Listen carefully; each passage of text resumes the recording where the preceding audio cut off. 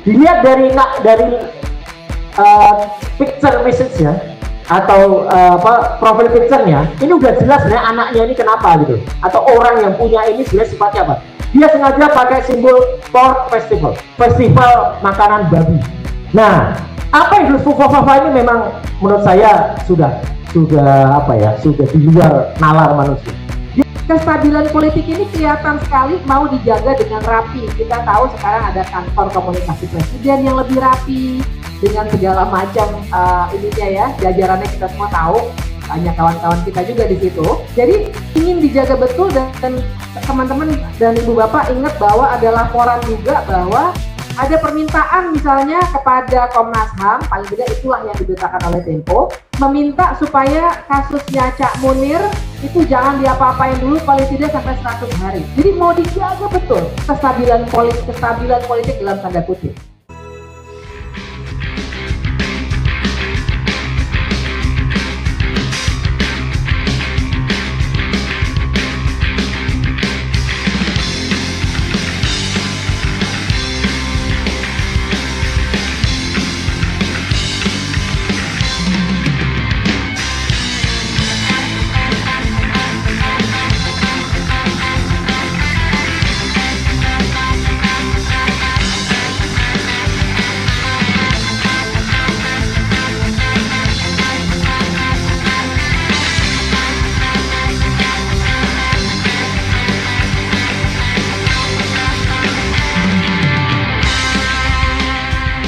Inilah kasus, dan kita langsung pada satu subjek yang akhir-akhir ini sangat mencuat, yaitu salah satu akun yang namanya Fufafa. Dilihat dari picture message-nya atau profil picture-nya, ini udah jelas sebenarnya anaknya ini kenapa gitu, atau orang yang punya ini sebenarnya sifatnya apa. Dia sengaja pakai simbol pork festival, festival makanan babi, tahun 2016 di Semarang. Waktu itu ada di Plaza Semarang. Jadi dilihat saja sudah kelihatan. Nanti akan kelihatan sifat-sifat dari orang yang punya akun Kaskus ini. Dan dia memang sudah disebut Kaskus edik.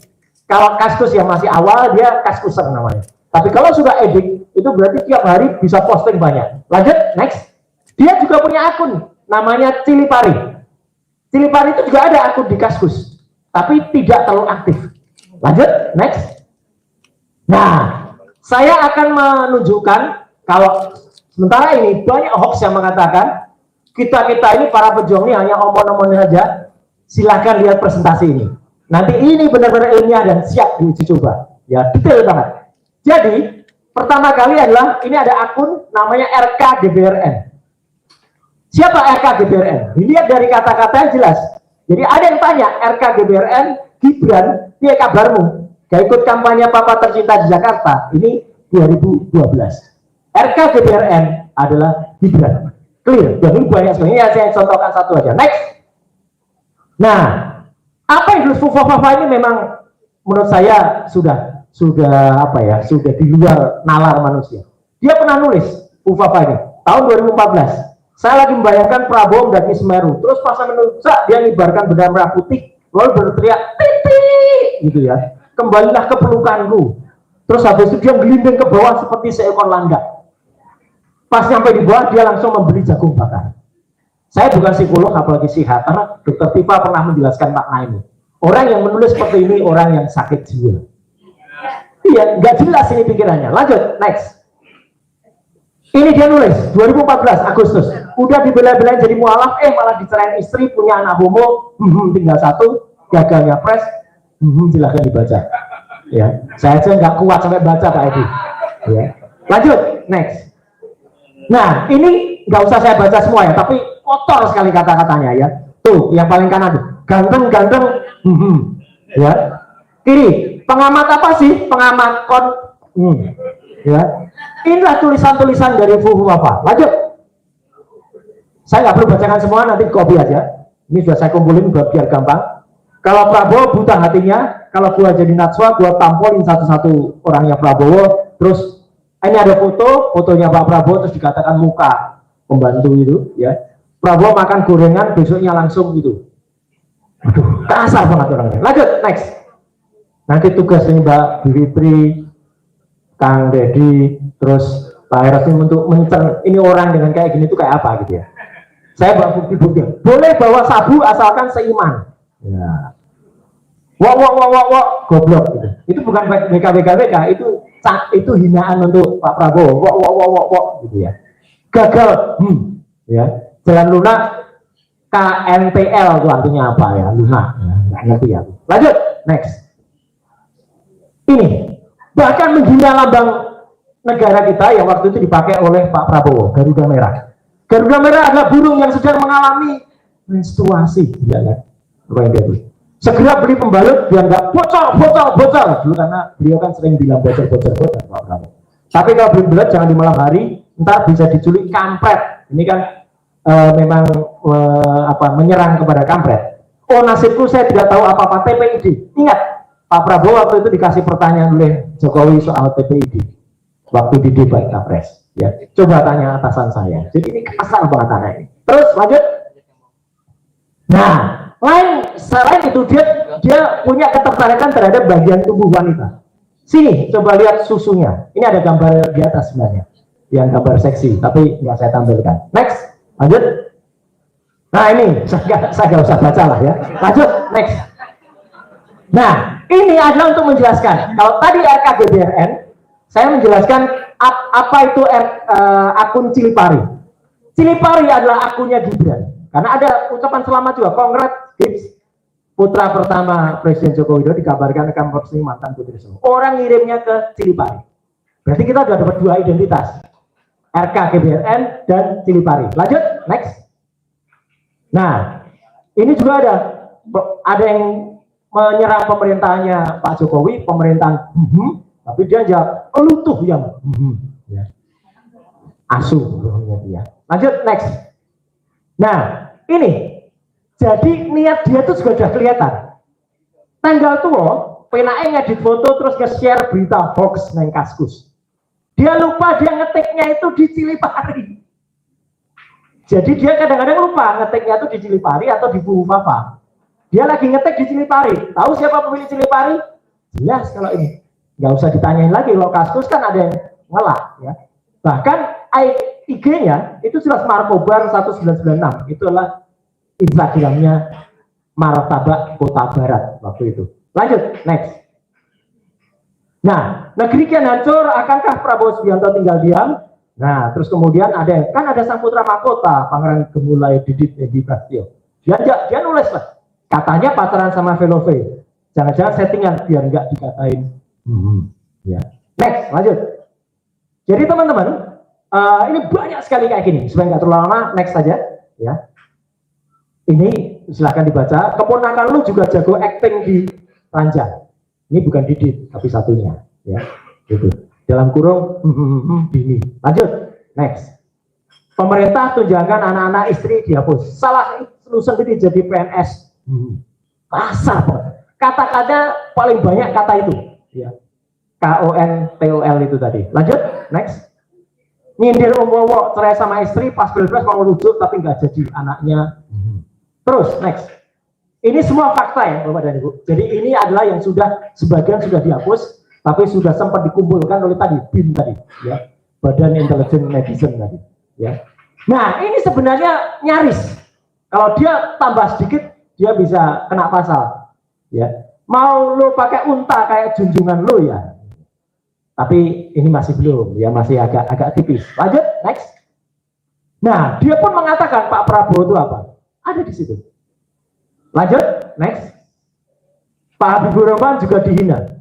Orang ini mukanya jelek banget ya. Lanjut, next. Kasihan capres yang anaknya fashion designer. Lanjut, next. Cerita tentang tangan Pak Prabowo yang habis. Jadi Pak Prabowo itu habis pilpres, terus nunjukin tangannya. Apa komentar dia? Kasihan Omowo dalam materai, jadi nggak pernah nyelup lagi. Pikirannya tuh nyelup kemana gitu loh ya. Lanjut, next. Istri cerai, anak, terus mau lebaran sama siapa? Gitu. Lanjut, next. Prabowo sebut 99-nya ini pas-pasan. Dia malah mengatakan, tampangnya Pak Prabowo yang pas-pasan. Ya, lanjut, next. Mas Anies pastikan nakah massal, yang diserang Pak Prabowo lagi, Wowo suruh ikut nikah massal. Lanjut, next. Kasihan loh, Wo. Terus lanjut. Ini pada ngomong, ini ya, apalagi itu artinya ya. Terus lanjut. SBY juga diserang. SBY itu orang terbaper sedunia. Ya. Jadi Pak SBY juga harus tahu, dia itu diserang juga oleh Bung Papa. Lanjut, next. Capres gak punya istri dan cawapres dengan banyak istri. Ya, waktu itu. Ya, lanjut, next. Nah, ini juga. Ini yang termasuk sering sekali diucapkan oleh dia. Jadi selain susu, dia nyerang ada 14 artis, termasuk salah satu yang paling sering adalah Syahrini. Lanjut, next. Nah, ini juga menarik. Ini juga bukti. Waktu itu disebut-sebut menyembunyikan anak pertamanya. Ya bilang Andi Arief. Tapi terus anak Fufu Fafa ini jawab, sini lonjing. Gua nggak ngumpet. Ayo. Fufu Fafa ini jawab, ada yang sebut anak Jokowi, Fufu Fafa yang jawab. Artinya apa? Ya udah jelas kan? Ya lanjut. Makin, ini Fadlizon diserang juga, Realcon Pak Prabowo menang, makin gendut aja tuh. Ya, lanjut, next. Ini nyinggung lagi, Mat jago pidato di kandangnya di hadapan penuh, macan Asia mengeong. Gitu. Lanjut, next. Ini rasis. Ada saudara kita di Papua, ya, di Indonesia Timur, Novela Gerindra diteror lewat Facebook, dia jawab, kasihan rumahnya dibakar sampai gosong untuk kulit. Jadi bukan hanya soal penghinaan, bukan hanya soal porno, rasis juga. Lanjut, next. Nah ini banyak banget ya, saya nggak perlu bacakan. Ini saya kumpulkan yang ada kata-kata itu semua. KONTOL itu banyak banget. Ya, terus lanjut. Ini soal susu, banyak tuh. 1, 2, 3, 4, 5, 6, 7. Terus banyak. Ini yang kasar banget, mati lu. Pengen mati juga banyak. Lanjut, next. Korupsi juga ada ya. Lanjut, next. Nah ini KONTOL terus nyerang partai PKS, terus bodoh bangga. Ini susu lagi ya. Terus. Nah saya hampir masuk ke analisis. Lanjut, next. Ini lagi KONTOL lain ini dengan yang tadi. Jadi banyak banget kata-kata ini. Nah ini. Dia akses ke pornografi dan orang ini sudah tidak sadar lagi. Dia nulis di Fufafa, RedTube dan website-website semacamnya juga bisa diakses kemarin Jumat. Jadi sudah nggak kekontrol lagi orang ini kalau nulis. Ya, dia nulis RedTube dan website. Apa itu website yang kayak RedTube? Lanjut, next. Nah, dia juga masuk sebuah forum yang lebih porn daripada kasus, namanya Formspring. ID-nya di Formspring Raka Gunarli. Jadi Raka Gunarli, kita tahu siapa dia, ya. Kenapa pakai ID Raka Gunarli? Ya, ini nama gue beneran Raka.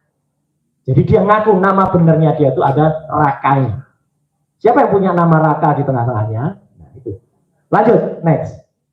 Dia juga masuk forum untuk porno untuk orang-orang Indonesia, namanya semprot.com. Nah itu.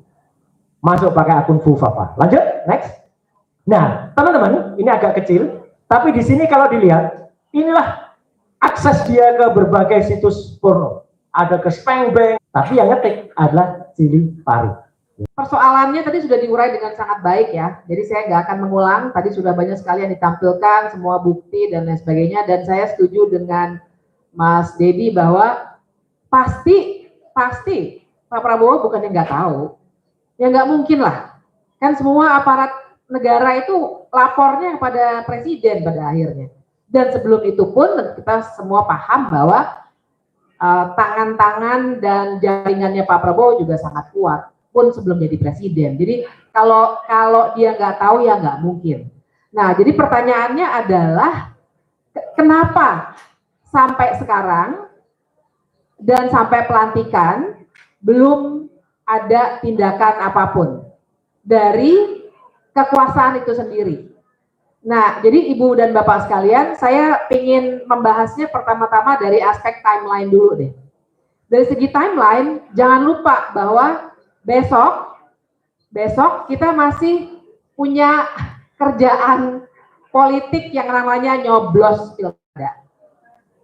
Dan kita semua tahu pilkada ini juga luar biasa, nggak kaleng-kaleng ini semua, maksud saya pilkada serentak yang luar biasa banyak dan sangat kelihatan tuh antara yang didukung oleh kekuasaan, bahkan kalau saya hobinya sambil jogging tuh dengerin bocor alus ya, jadi saya denger bocor alus yang Sabtu kemarin tuh ada acara di mana ada yang ke Solo lah gitu berkonsultasi, dan kemudian setelah itu sampai sudah beredar ya surat, bayangkan sudah nggak malu-malu bahkan untuk mengeluarkan surat resmi pakai kopnya bukan gambar Garuda tapi nama, tapi kan artinya ada yang memang sedang betul-betul dipertaruhkan paling tidak sampai besok atau sampai semua kepala daerah selesai urusannya bahkan di Mahkamah Konstitusi.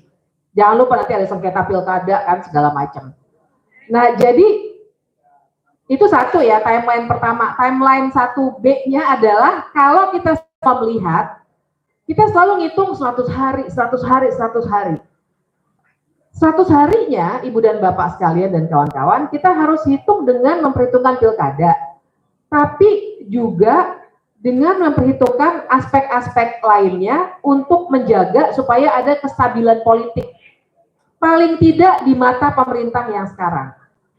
Kestabilan politik ini kelihatan sekali mau dijaga dengan rapi. Kita tahu sekarang ada kantor komunikasi presiden yang lebih rapi, dengan segala macam ininya ya, jajarannya kita semua tahu, banyak kawan-kawan kita juga di situ. Jadi ingin dijaga betul dan teman-teman dan Ibu Bapak ingat bahwa ada laporan juga bahwa ada permintaan misalnya kepada Komnas HAM, paling tidak itulah yang diberitakan oleh Tempo, meminta supaya kasusnya Cak Munir itu jangan diapa-apain dulu paling tidak sampai 100 hari. Jadi mau dijaga betul kestabilan politik dalam tanda kutip. Nah, jadi itu yang harus kita baca untuk menjawab pertanyaan, apakah nanti akan ada sesuatu setelah 100 hari? Itu satu ya, pertanyaan pertama. Pertanyaan keduanya adalah, sesuatu itu apa?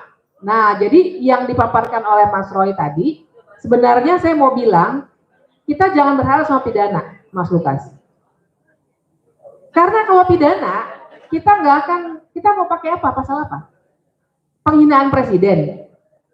Pembuktiannya luar biasa, Ibu Bapak ngomong-ngomong soal itu ya, saya tuh baca putusannya Bawaslu ketawa tuh yang apa tuh bikin video tuh katanya nggak bisa kena karena kalau dibuatnya videonya hari Minggu katanya gitu ya, artinya presidennya lagi nggak jadi presiden. Saya bilang sama teman-teman saya, kalau gitu kita hina-hina aja yuk, kasarnya gitu ya, kita hina-hina aja yuk, pasal penghinaan presiden nggak bisa kena ke kita kalau hari Minggu, karena hari Minggu dia bukan presiden. Maksudnya itu logikanya ngaco ya, tentunya saya nggak menyuruh orang menghina presiden, tapi logika itu kan ngaco gitu. Jadi itu ya, Ibu dan Bapak. Saya agak melenceng dikit karena saya kesel lihat putusan itu. Nah, tapi begini. Jadi pasal pidana menurut saya akan sangat susah untuk kita masukkan. Pasal penghinaan presiden nanti kita harus berdebat di persoalan teknisnya. Tapi ada satu sebenarnya yang membutuhkan proses politik. Jadi dia hukum dan politik berkelindan, yaitu pasal pemakzulan. Pasal pemakzulan, Ibu dan Bapak, saya sebenarnya ada satu bahan lama yang tadi saya screenshot aja, nggak usah dibagi, nggak apa-apa. Saya bacakan aja ya pasalnya ya. Ada pasal 7B dalam konstitusi kita yang bilang bahwa, saya bacakan aja ya Ibu Bapak ya. Pasal 7B ini bilang bahwa 7A-nya dulu, presiden dan wakil presiden dapat diberhentikan. Presiden dan atau bukan hanya presiden, tapi juga wakil presiden dapat diberhentikan oleh MPR atas usul DPR karena melakukan apa sajakah itu. Nah, ini yang menarik. Pasalnya bilang bahwa saya agak ini nih melihatnya nih, karena saya screenshot. Intinya adalah salah satu alasan untuk pemakzulan adalah perbuatan tercela. Perbuatan tercela. Jadi bukan hanya tindak pidana korupsi, kemudian kan ada pengkhianatan kepada negara, tapi juga perbuatan tercela Ibu dan Bapak sekalian. Nah, perbuatan tercela ini kalau kita lihat modelnya di Amerika Serikat, ini yang namanya misdemeanor. Jadi yang kecil-kecil. Kenapa perbuatan tercela masuk? Logikanya adalah persis seperti hal-hal yang sekarang ini kita hadapi. Nggak perlu jadi koruptor, jangan sampai lah ya. Nggak perlu jadi pelaku kekerasan, tapi begitu dia sudah adabnya, tindak tanduknya, pikirannya sudah tidak lagi sesuai dengan syarat seorang presiden atau wakil presiden dan janji dan sumpah jabatannya, dia bisa kena pasal pemakzulan. Nah, jadi kalau saya sih menyarankan ke situ ketimbang pasal-pasal pidana. Karena kalau pasal pidana nanti kita akan ribet lagi dengan persoalan-persoalan teknisnya, terutama ini adalah pejabat negara. Ibu dan Bapak tahu kalau pejabat negara itu artinya juga secara pelaporannya misalnya ke polisi. Misalnya ke polisi ya, kalau pasal biasa penghinaan presiden atau undang-undang ITE dan lain sebagainya, kita kan mau lapor ke polisi. Biasanya kita pakai aja kasusnya Haris dan Fathia karena semua orang kayaknya tahu. Haris dan Fathia maupun Pak Luhut dua-duanya melapor ke polisi. Tapi mana yang diproses? Laporannya Pak Luhut lah. Jadi bisa diduga kalau kita melapor dengan undang-undang ITE atau undang-undang KUHP, kita nggak akan direken Ibu dan Bapak sekalian. Perlu saya ingatkan bahkan nih ya, Fufufafa bisa naik, itu kan juga sebenarnya melanggar undang-undang tentang penyelenggaraan negara yang bersih dan bebas KKN. Sebenarnya. Nah, waktu itu ada kawan yang melapor. Ditindaklanjuti tidak? Ditindaklanjuti atau tidak? Oleh aparat negara? Tidak. Jadi, lebih baik kita berfokus pada aspek politik dari kasus perbuatan tercela ini. Dan sedikit saya kasih referensi buat contoh ya. Di Amerika Serikat, misdemeanor itu luas banget memang. Bill Gates, nah Ibu dan Bapak tahu Bill Gates, ingat ya Bill Gates ya. Kasusnya kan sebenarnya ini ya, kekerasan seksual, tindakan cabul ya kan. Monica Lewinsky, pasti masih ingat. Kok Bill Gates sih? Bill Clinton maksud saya, sama-sama Bill soalnya. Sorry. Maksud saya tentu saja Bill Clinton. Ada ya. Bill Clinton kasusnya adalah tindakan cabul dengan Monica Lewinsky. Tapi waktu dia diupayakan untuk dimakzulkan, tapi gagal ya Ibu dan Bapak. Yang dipersoalkan adalah kebohongannya kepada publik. Karena dia ngaku di hadapan publik bahwa saya tidak melakukan itu. Belakangan terbukti. Wah, jadi itu legal battle-nya luar biasa. Saya sendiri mengikuti karena itu menarik sekali. Karena dia pakai, ya mana kayaknya politisi sama ya. Kalau ada aspek hukum tuh belok-beloknya banyak sekali gitu. Nah, jadi waktu itu yang dia dipakai bukan tindakan cabulnya Bill Clinton itu sendiri terhadap atau kebalik Monica Lewinsky, tapi kebohongan dari Bill Clinton bahwa dia tidak pernah melakukan tindakan cabul itu. Nah, itu satu ya, Fufufafa. Yang kedua, PR dari Mas Lukas adalah bapaknya. Nah, kalau bapaknya saya kira sudah banyak ya, dan sekarang persoalannya gini, tentu saja kita tidak lagi bisa pakai pasal 7A itu, karena Jokowi bukan lagi presiden. Nah, tapi saya harus bilang, kalau dia sudah tidak lagi jadi presiden, maka sesungguhnya hukum pidana maupun perdata bisa berlaku terhadap seseorang siapapun dia. Ibu dan Bapak jangan pernah lupa bahwa Soeharto sebenarnya perdata dia satu kalah, Yayasan Super Semar. Satu kalah. Pidananya sebenarnya jalan tapi di stop waktu itu oleh Jaksa Agung. Nah, jadi ada kunci di situ Jaksa Agung. Tapi jangan lupa bagaimana kita bisa membongkar kelindahan ini, karena Jaksa Agung adalah anggota kabinet. Dipilihnya oleh presiden yang baru tentu saja.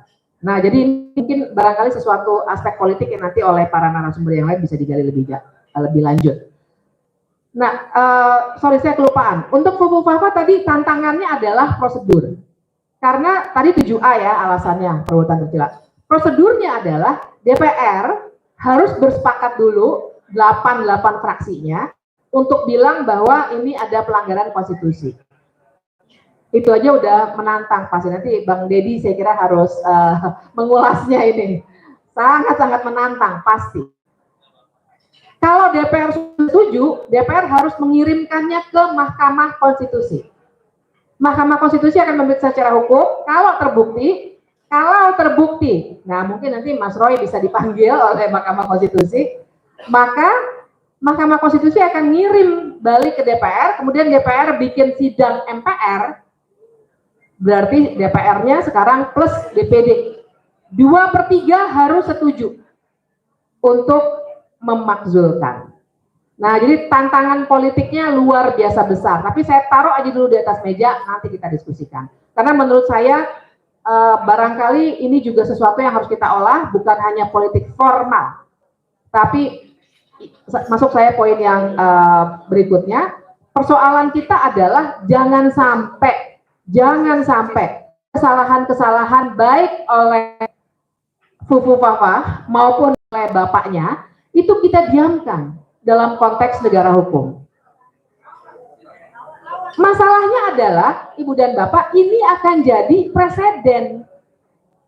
Sekarang saja bahwa Soeharto belum pernah diadili secara pidana dijadikan referensi secara salah. Seakan-akan presiden kebal hukum. Padahal tadi makanya saya ingatkan, sebenarnya udah mulai, cuma di stop secara politik. Nah, yang saya khawatirkan kalau kita bahkan tidak memulainya, yang akan terjadi adalah bangsa ini akan selalu mengingat bahwa kekuasaan tidak bisa dicek. Dan ini bahaya buat kita ke depannya. Dan yang terakhir, tadi saya poin terakhir gini. Masalahnya adalah kalau Milan Kundera sering banget sudah dikutip ya, udah agak-agak ini ya, udah agak terlalu pasaran barangkali dikutip, tapi tetap relevan.